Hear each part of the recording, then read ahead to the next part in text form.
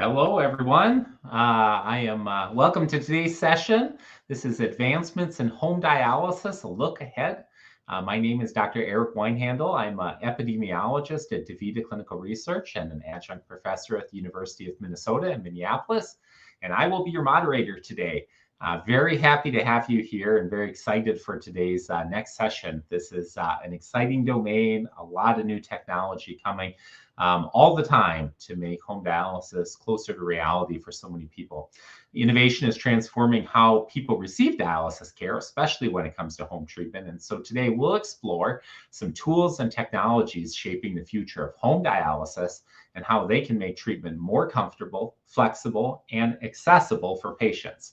And so with that, I'm very excited to introduce our speaker for today's session, Dr. Nupur Gupta. Dr. Gupta is an associate professor with the Division of Nephrology at Indiana University. And, for those of you who are online, who are just learning about dialysis for the first time, Indiana University, across several generations of nephrologists, has been a wonderful champion for home dialysis and has done so much to advance the field. Dr. Gupta serves as the program director of the Home Dialysis Fellowship and medical director of the Home Dialysis Program. Her interests are improving the quality of care delivered amongst home dialysis patients while adopting innovative and new technology in the field. And she aspires to improve home dialysis training during nephrology fellowship, which is absolutely important to spreading home dialysis among kidney doctors across the United States. So thank you for being with us here today. Before we get started, I want to let attendees know that there will be time for Q&A toward the end of the session. And in the meantime, you can drop your questions into the chat box at any time, and I will be keeping my eyes on them as well, so I can interject your questions as we go along. So we'll do our best to answer as many as we can. I'd like to first begin by hearing from Dr. Gupta, who will start us off by presenting some new technologies in home dialysis innovation. Thank you, American Kidney Fund and Dr. Weinhandel. So these are my disclosures, and I am currently a medical director of DaVita of Home Dialysis of Indianapolis, and I also serve as an advisor to Fresenius Medical Care Home Therapy. So thank you for having me here. Home dialysis is in a very interesting space from last 40 years. The question always asked is, why would somebody want to do home dialysis when we have in-center dialysis? The shifting of care to home provides more portability to the patient's life. It reduces the travel burden that patients don't have to be transported or their caregivers don't have to transport them. The other thing is, if you're at home, you dialyze at your own convenience. You want to work or you want to take care of the kids. You want to go attend a party or attend a meeting. You plan your dialysis accordingly. In last 10 years or so, there's a lot of technology as we see around us, which has expanded into the sphere of home dialysis. The quality of life, several studies have shown that patients do feel better when they do dialysis at home. Just it's more gentler and gives them more flexibility. Home dialysis is of two kinds. One is home hemo, one is PD. In recent years, we are very fortunate to have a lot of machines which are available for home hemo. Currently in United States, we have 3 machines. As the time has evolved, most of these machines have reduced in size. Some of them you can even travel with. The other thing which has been very interesting about these machines is the cartridge, which is the membrane or the brain of the dialysis machine. It is disposable and it is very simple that you just have to hook up and attach to the water treatment or the patient lines, and then you can start the dialysis. The next thing, which is a touch screen. I think all of us remember the days of flip phones. Now we have iPhones or the smartphones and tablets. The machines in home hemo now are able to guide the patients and all of us how to set up the machine step by step, and they are very well lit and color coded for easy to set up. I think the biggest thing about home hemo recently has been the ability to travel. And you can, the other things which is available too is that the dialysate, which is the fluid which helps to clean the blood and change the electrolytes, can be generated from the water in the house. So all these things have really made home hemo very convenient and less cumbersome for the patients. I'm going to stop and pause for a bit. And Dr. Weinhandel and me have seen this technology evolve in last 10, 15 years. So I would like for him to also give his input regarding this fascinating evolution of the machines.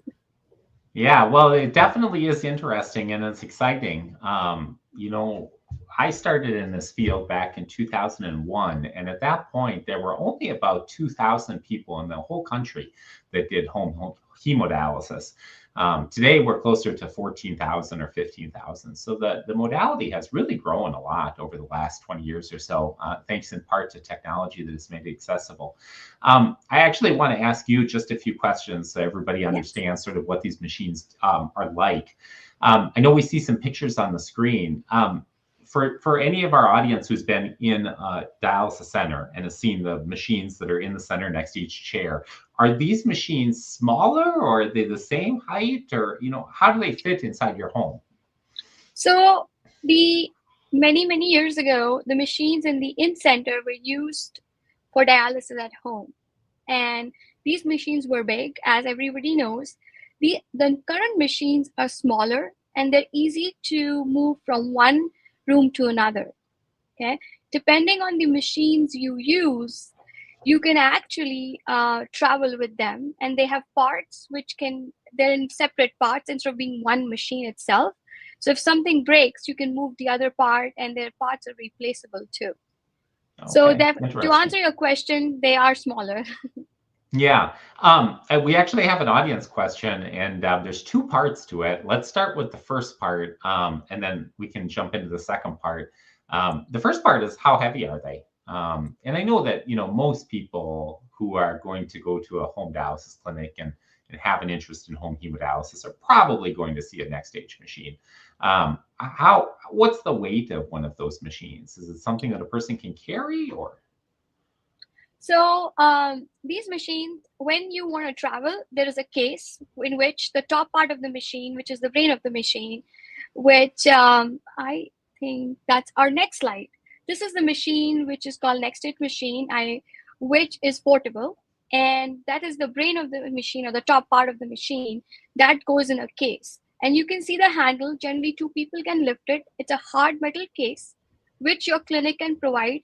Some of our patients who travel frequently actually bought the case because they had two homes and they would be 2 weeks in one home and then they had a lake home.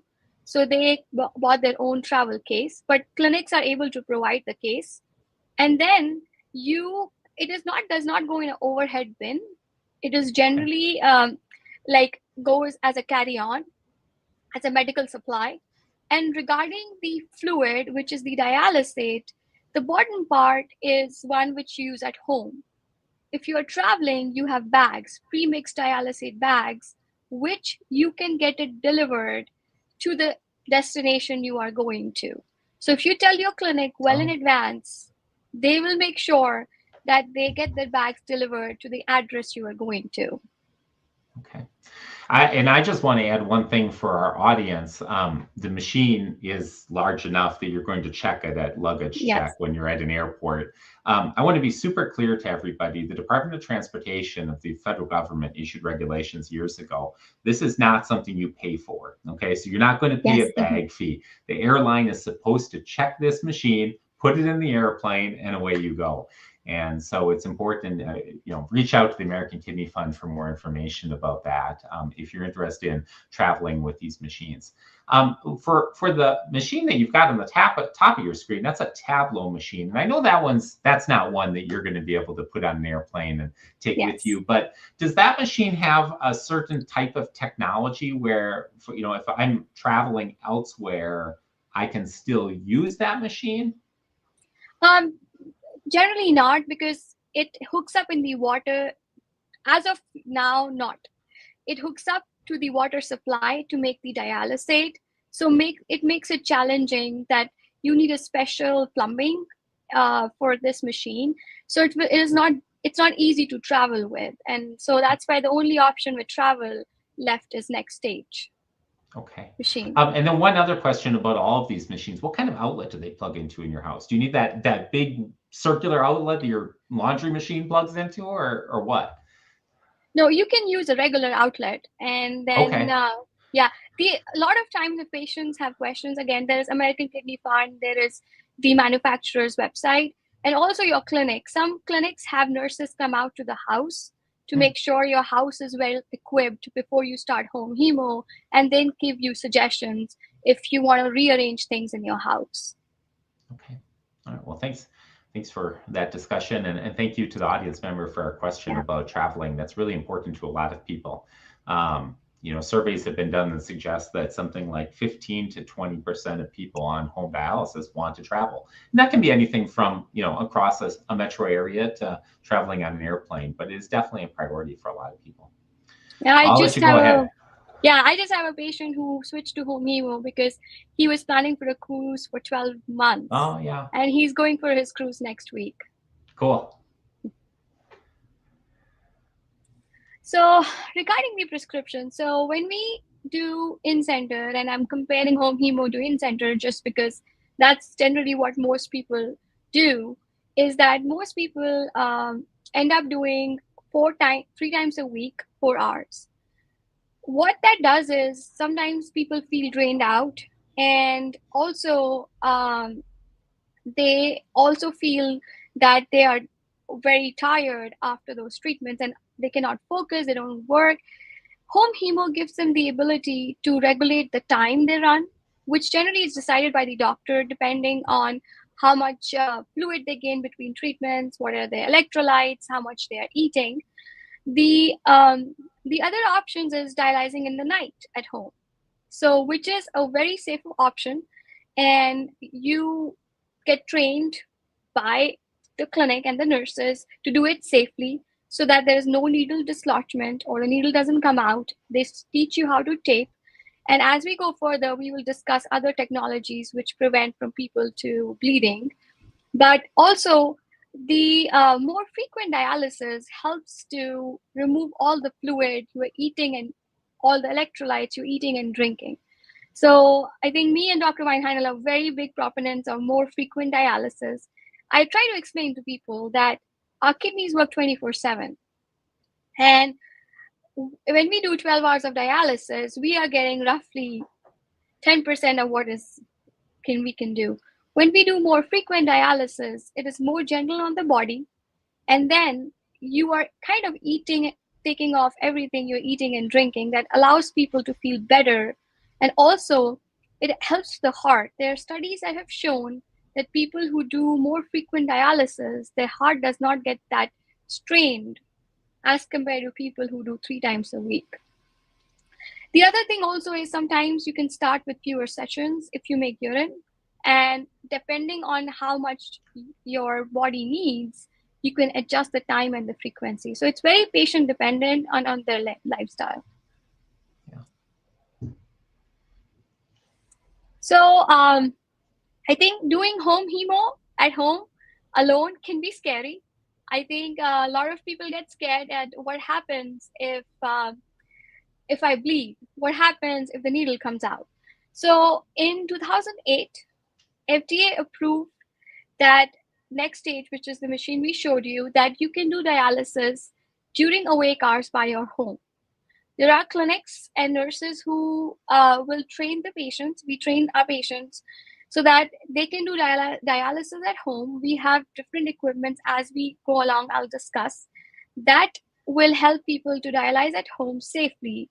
And in my career of 9 years, I have not had any issues in solo patients dying or having any issues. We have backups. So some things which we do is, and nurses mainly and us, we always update our emergency contact. We also ask if you're dialyzing at home, what time you dialyze. So when you start, we may have a nurse who calls you initially just to make sure that you feel safe and you're comfortable. Then we also make sure that somebody has your house key extra. It could be a friend. And a couple of years ago, I had somebody who had a house cleaner that was only friend or a family, and she had the extra key, or they have a code. And if they're willing, our nurses are willing to take the code as long as the patient is comfortable giving the code to us. And if we see they're supposed to dialyze, supposing tomorrow, and we see a missed treatment, we tell them, we'll call them. They are on our top priority list to make sure they are safe at home. So doing solo home hemo, which is basically dialyzing without a partner by yourself, is pretty safe. The other thing which has been emerging and which has been done by US Renal Care and Satellite in California is assisted. They are exploring in which you have a nurse or any other care team partner to come and do dialysis at home. I think that will help. It's still in works, but I think it's a dream for our patients, and it will be very convenient if it's possible that somebody can dialyze at home with assistants who do not have the support. And just to put a point, I want to ask you a quick question before you go to the next Yes. slide, just to make a point for anybody who doesn't know this. I don't want anybody to think that you just are handed a machine and you go home right at the beginning. Can you Yes. tell our audience a little bit about how training works and the time they're going to Yes. spend in the clinic with the nurse before they even start home hemodialysis, whether they have a partner or not? Yeah. So how it works is that if you will have discussion with your team, which will be your physician or your thing, and you go, every clinic works differently. It's very regional variation depending on which part of the country you are. In Indiana, what will happen is our patients go and talk to the home dialysis nurses, home hemo nurses. They show them the equipment, they show them how the boxes look like, how the supply looks like, and then they discuss that, okay, this is the expectations. Once the patient needs to start dialysis, they have the access, and then they start coming to clinic. On a typical, it takes 6 to 8 weeks, sometimes less than that, to train. They come every day, like 5 days a week or 4 days a week, depending on patient's need and clinic schedule. And they come in, and the nurses teach them how to cannulate themselves, how to set up the machine, what are the alarms. And sometimes they also mimic emergency situations by different techniques. Like my nurses have saline, and they will say, this is the alarm, this is happening, what will you do next? So there are some simulations.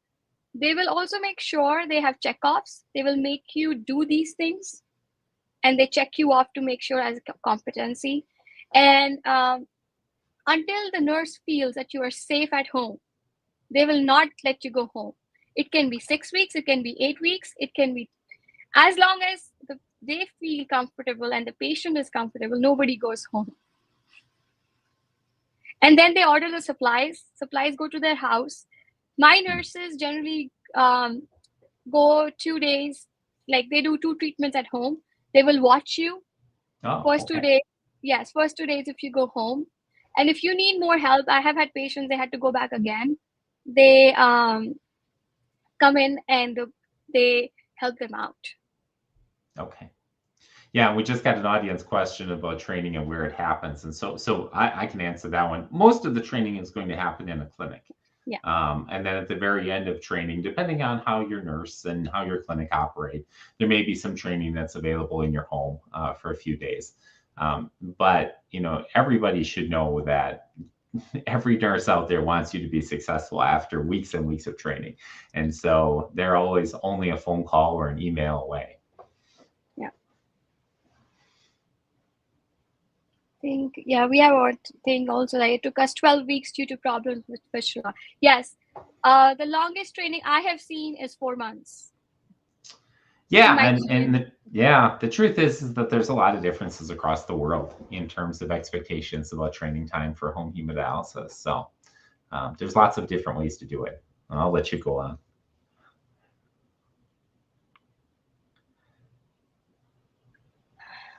So coming to peritoneal dialysis. So peritoneal dialysis is basically we have a port in the stomach, and the PD fluid, which is the sugar fluid, which goes in the stomach, and it is in bags. And then that pulls up all the toxins, and then you drain the toxins. Depending on the requirement of the patients and everybody's, the frequency is decided. Most patients on peritoneal dialysis in the United States use a cycler, which is called a machine, which we have 3 in this picture, which pumps in the sugar fluid and electrolyte fluid in the belly, and then it stays for an hour or so, and then they drain it. It happens multiple times in the night during sleep, and then patients disconnect in the morning and go on with their life. Sometimes you may have to do it in the daytime too, but for the most part, it's done in the night. It sounds intimidating that your sugar fluid is being pumped. It is very gentle. It's been done a lot of research, and 99% of the patients sleep in the night. And that is the other innovation. I think these are 3 cyclers we have. These cyclers are suitcase size, same size as you would travel with the machine. And the other one, which is the newest one, is called the Archimedes, which looks like a pole, IV pole, which is transportable to other parts of the house, which is the advantage of it, because the other 2 are generally in a room where patient sleeps. And one thing which has come off of all the years is that these machines, some of them, which is the AMIA, can talk to you. As you are setting up the machine, it tells you what are your next steps, which is, I think, is very exciting. And it does take a little longer. That's what patients complain than the other ones. But I think that's very helpful for patients who cannot read or has vision issues, so that it tells you what you need to do next. And some steps are not bypassable, so it's very safe. So I feel that's a little an edge that we have seen over a lot of time. The other thing is sleep index. They are very quiet. You really don't hear them. They are sitting in one corner of the room. The other thing which has come over that time is these machines have lines which are long enough that if you need to use the restroom in the night, you don't have to disconnect yourself from the machine. You can just use the restroom and go right back to sleep. Same thing is traveling. You take them as a medical supply, as Dr. Weinhandel said, that you have a hard metal suitcase which gets checked in. You get the bags and supplies delivered to wherever you're going. If you're going for 2 days, you can actually take the supplies with you. But if you're going longer, you rather have the supplies delivered to wherever you are going.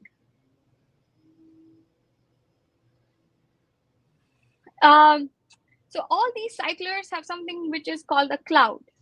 So cloud is basically something where in the world where all your data is stored, and all your treatment records, and that is the pictures I have, how much time you took, any alarms it had, what fluid went in, what your blood pressure was, everything is in that system. So your clinic has access to all your treatment records, and they can also look at your blood pressure. So if something happens overnight, if you call next day morning, and they will be able to look up and see, hey, what went wrong. Some of these things have shown that they reduce the hospitalization and people stay longer on PD. And I think my patients also feel better when we talk to them and we tell them that, hey, we got you. We have your records, both for PD and home hemo, that if something happens, nurses will be able to look at the data. They feel more safe. Okay. And I think Dr. Weinhandel has done a lot of research and published in the remote in all this thing. What do you have to say, Dr. Weinhandel? Well, it's an exciting thing. I think that, in contrast to a long time ago, when before we had the internet, before at least these machines were connected to the internet, there was a real distance, like physically, not just physically, but also sort of spiritually, a distance between the patient's home and the clinic. And, you kind of feel like you're alone. You're with a nurse and training for many weeks, and then all of a sudden you go home and you have to do everything by yourself. And it feels like, well, you wondered, is anybody watching? Is anybody, know what's going on during my treatments? And, for a long time, people would record things that happened on their treatments on pieces of paper, and then you bring those pieces of paper back to the clinic, and maybe they'd get lost or maybe they'd be stained, but you had these pieces of paper.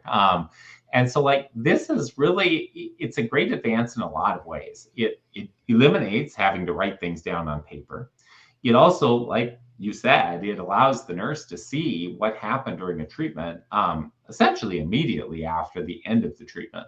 And so the nurse is able to tell a much more complete story of how things are going. It's not just the alarms, it's also understanding the physiology of what's happening in treatment. And, you know, when you use these platforms for PD, you can begin to understand, like, if you're a nurse, should I bring the patient in so that I can see how their catheter is working? Or are they experiencing pain when they're draining fluid after each exchange? And so there's a lot of really valuable stuff here from a clinical perspective that helps the nurse take better care of you if you're dialyzing on PD. I mean, admittedly, I think we're still in kind of young stages of trying to figure out how to help nurses and physicians really make sense of all of this data. It's still kind of a new thing, but there's a lot of potential for it. And, you know, I know that I spend lots of time thinking about how to use this information every day. And so there's a lot more to come. But the important thing is that, like, you are not alone when you're dialyzing at home. The technology has gone to the point where even if you're 10 miles away or 30 miles away from your clinic, you are connected every day to your clinic. The other thing I think, which is home dialysis specifically, is that you don't have to travel. And I practice in Indiana, and we have patients who come from close to Chicago, which is the Indiana border, to ours. And so you can come in if you wish to, but according to Medicare, you can have to just come in once in every 3 months. So if the patient is, if you feel okay, you can actually not need to come, and if team feels safe, you can actually see your patients through the virtual visit.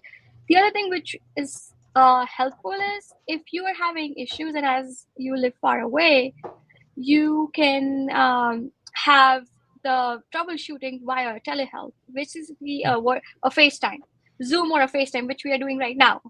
So that's what it is. I think we already talked about the remote patient monitoring and everything. And as we said, that we still are figuring out how frequently to use it, what to make of it. But definitely it has closed the loop between the patient, nurses, clinic, and the data.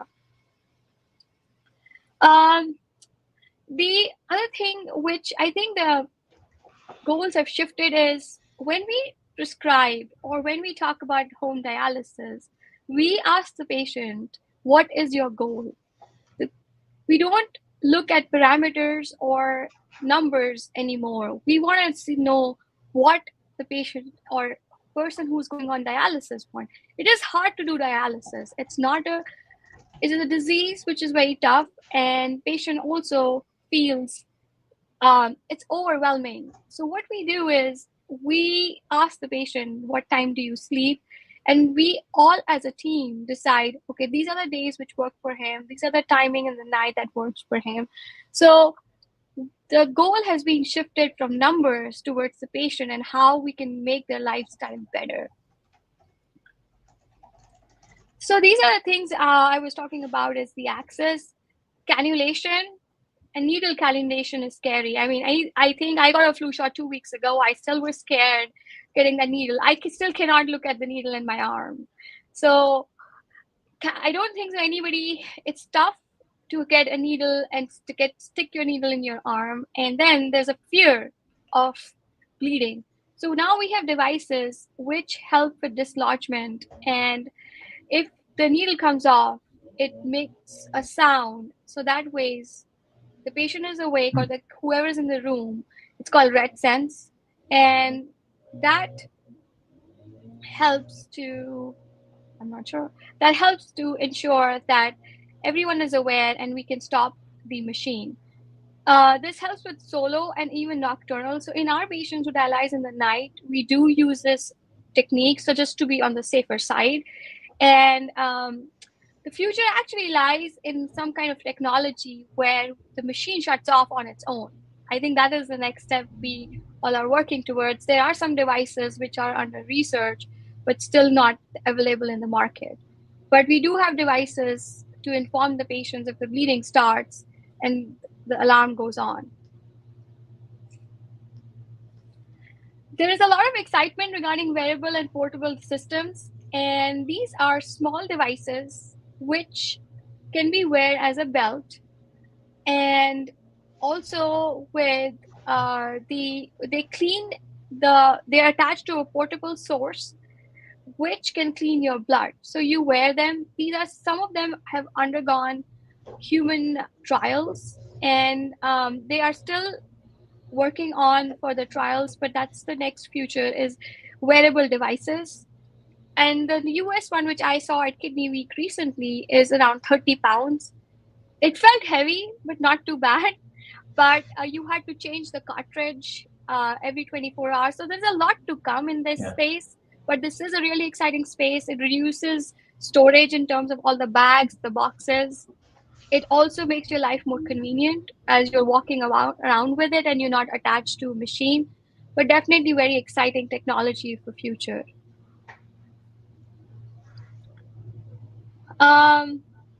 Last but not the least is the artificial kidney. I think all of us have been hearing about it. And this kidney, this is basically that this is a filter which is attached to your blood vessels, which functions as a kidney and makes urine. I think most of the studies are done at Vanderbilt and in San Francisco, and still in early stages. And they have been working on it. Hopefully, we will soon see some results. I think I will wrap up with saying that home dialysis has advanced, and it is definitely come in patients' home in a smaller and ultra-sized packs. And we are working as a team to make it more centered towards our patients. And we have a lot of resources, technology that we want to connect our patients, take care of them. And of course, the future is very exciting in terms of all the technology we have with portable machines. Well, thanks. We definitely got a bunch of questions. I just want to underscore before we move to those questions, this issue around flexibility. I mean, you are dialyzing at home, and so you as a patient and your family and your care partner, you should feel empowered to express, like, to your team, to your kidney doctor, to your nurse, like, what are the things that are going on in your life? What are the times of day that you need to be doing other things? Where do you go? Where do you work? Where do you go to school? There are a lot of options for fitting home dialysis into a person's lifestyle. And sometimes, hopefully, your team is asking you those questions. But if those questions don't come up, you should not feel bashful about bringing them up to your team and saying, like, these are the times of day that are going to work for me, and these are the times of day that are not going to work for me to do dialysis. And there is almost always an option to figure out how a dialysis prescription is going to fit into what you need to live your life. That's really the point of home dialysis in so many ways. Now we've got a bunch of questions, and they don't necessarily all revolve around technology that's new, but they're really important questions because they're very practical. The first one is about generators, and I think that this is an interesting question because, like, all of us experience the power going out sometimes. If the power kills your lights, it's no big deal. But if you're in the middle of a dialysis procedure, that is a big deal. So let's unpack these two things separately, PD and HHD. I'm using a cycler in the middle of the night for PD. Power goes out. What do I do? So the thing is that the cycler does have 2 hours, like it will store the data for 2 hours, and we recommend patients to disconnect. And that's why if the power is gone for longer, there are manual exchanges which do not depend on the cycler. So that's one thing. And generally, even if you have a generator for a PD, we tell them to just disconnect the treatment and then probably not restart if they had enough dialysis. But if they have had dialysis, they haven't, they can switch to manual bags.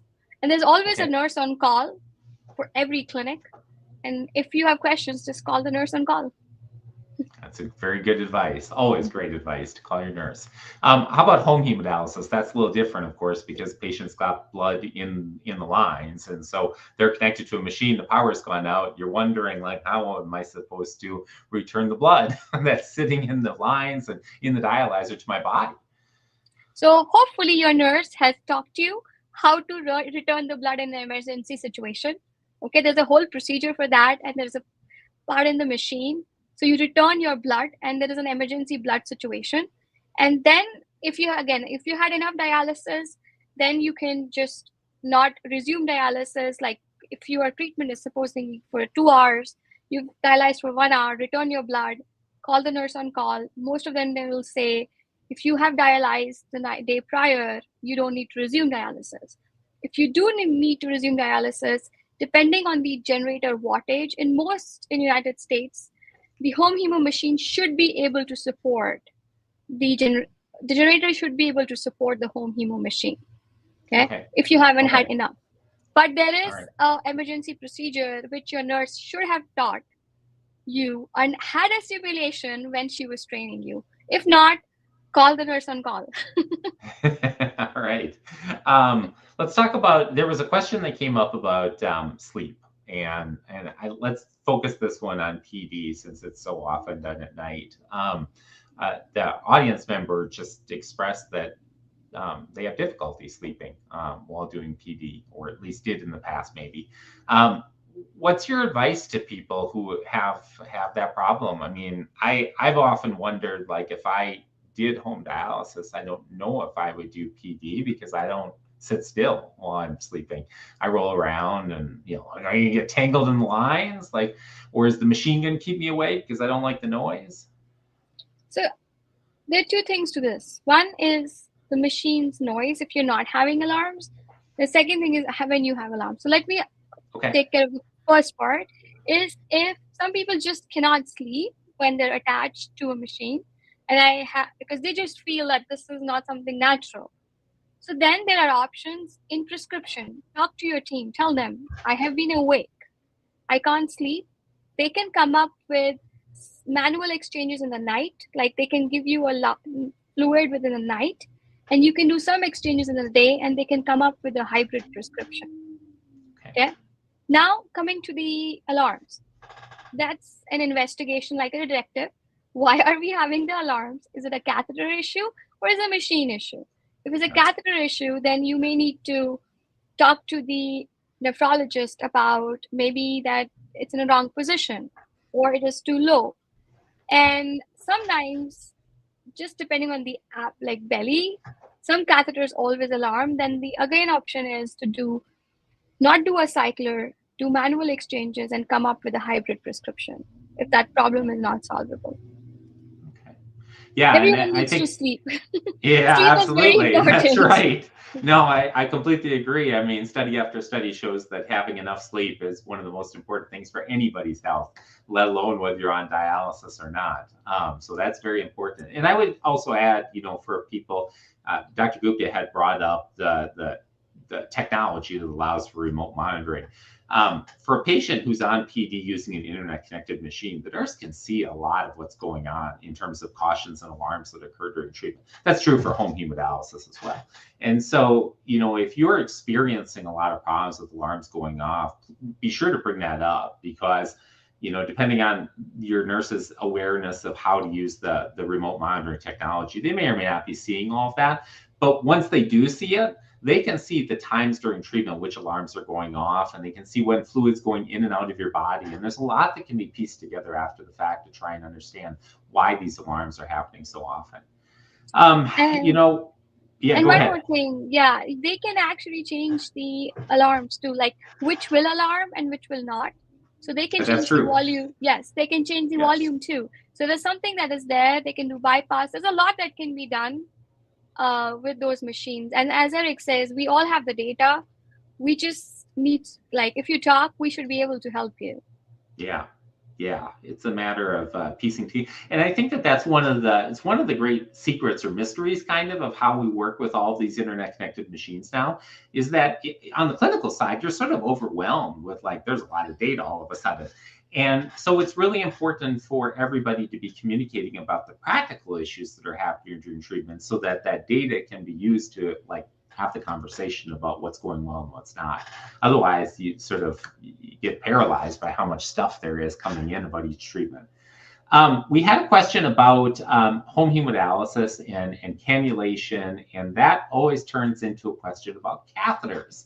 So, catheter, I have a catheter. I don't have a plan to get a fistula, or fistulas haven't worked well for me in the past.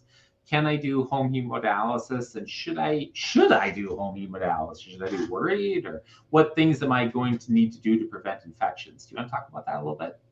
Yes. Anybody can do home hemo who wants to do home hemo. So, and I think it should be a patient's choice. Access should not be a barrier. And we have, there are studies from Canada which have shown that the risk of infection is lower in home hemo with catheters. And in my experience, and I think in 10 years, because the access CVCs, which is the catheters, are cared by the patient or the family member, there is a consistency and there is more, the risk of infection is low. We can, and I think Dr. Weinhandel and me have talked about it multiple times, we can never pinpoint why, but the catheters are an option and they should not be a contraindication to do home hemo. There is no difference in terms of safety and prescription or anything other than patient's choice. So the so something which we tell our patients is, if how many times they dialyze, they change the dressing, even though it doesn't look like soiled or anything. And depending on what dressing they have, if you can see the catheter, you can still skip a day if you're doing 2 days back to back. But if it's a gauze and a tape, they change the dressing every time they dialyze. All right. Well, we are running out of time. I want to thank you for your presentation today and all the information you shared with our audience. And I also want to thank the audience for all of the questions that we asked. With the time we have left, I'm going to ask you one quick question, and then we'll just go out with that. It's home dialysis. It's still a lot of work and effort, and sometimes people feel like it's just too much, and it's actually not helping their mental health. If you're feeling anxious, depressed, or just tired of home dialysis, what are your options? The options, some clinics offer respite, that's called respite care, that you can go to your home clinic and dialyze for week, 2 weeks, depending on your clinic. Otherwise, taking a break, going in center for some time is definitely a very good option. We've had patients switch 2 years in center, it was just getting too much, come back to home hemo. So reach out to your team, switching modalities for mental health, because you're doing home dialysis for yourself, for convenience and flexibility and your quality of life. So that should be the first priority. Yeah, I mean, I agree. And I just would emphasize to everybody who's listening today, this is not like you only get one shot at home dialysis in your life. If you're on dialysis for a number of years, you can be at home, you can go in center, you can go back home again. It is not a one and done experience. And so no one should ever feel like a modality change is a failure, because it's not. It's just fitting a challenging therapy into your life, and circumstances change. All right. Well, thank you very much again today, Dr. Gupta. Really appreciate all of your insight. And thank you again to the audience. So we're going to head off to break, and we'll be back with another session in just a bit. Thank you again. Thank you.